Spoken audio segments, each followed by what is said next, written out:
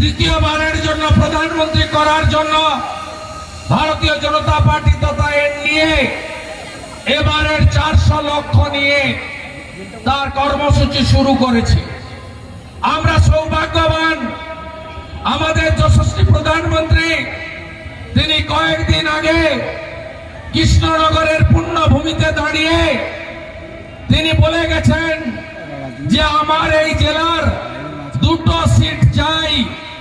আপনারা সেদিন যারা লক্ষ মানুষ সেখানে উপস্থিত ছিলেন তারা দুহাত তুলে মোদিজিকে কথা দিয়েছেন, রানাঘাট তো দখলে রাখবো, সাথে কৃষ্ণনগর থেকে আমাদের এই রাষ্ট্রের লোকসভার পাসওয়ার্ড বিদেশে পাচার করা, ভ্যানিটি ব্যাগ আর কুকুর ঘুষ নেওয়া তৃণমূলের প্রার্থীকে আমরা গোহারান হারিয়ে কৃষ্ণনগরও আপনাকে উপহার দেব। আজকে নরেন্দ্র মোদী এই নির্বাচন কেবলমাত্র 42টা প্রতিনিধি নির্বাচন নয়, এই নির্বাচন দেশের নির্বাচন। আপনারা কে কে চান আমাদের দেশ ইউক্রেন হয়ে যাক? কেউ চান আমাদের দেশ তালিবানদের আফগানিস্তানের মতো হন?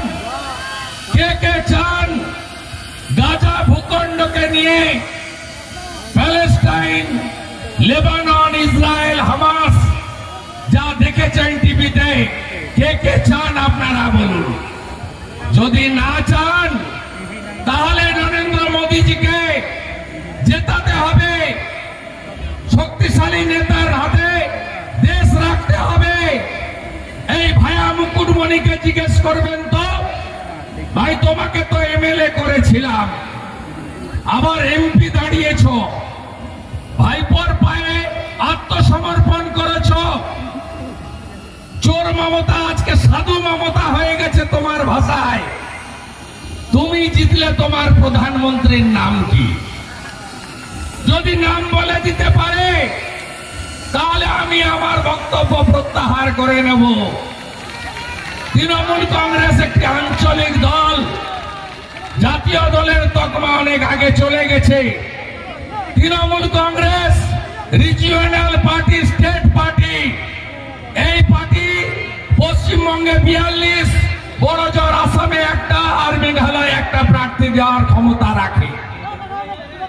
এই দল কি করে ভারতবর্ষের নির্বাচনে লড়াই করবে? কিছুদিন আগে ইন্ডি জোট তৈরি হয়েছিল, পশ্চিমবঙ্গে ইন্ডি জোটের পিন্ডি চটকে গেছে। 42টা কেন্দ্রে তোলামূল তার প্রার্থী তালিকা ঘোষণা করে দিয়েছে এবং এখানে ইন্ডি জোটের অপমৃত্যু হয়ে গেছে। তাই এখানে সংসদ নির্বাচন যেমন করতে হবে, মোদীজিকে তৃতীয়বারের জন্য প্রধানমন্ত্রী করতে হবে। মোদীজি কি করেছেন? মোদীজি ভারতবর্ষে 175টা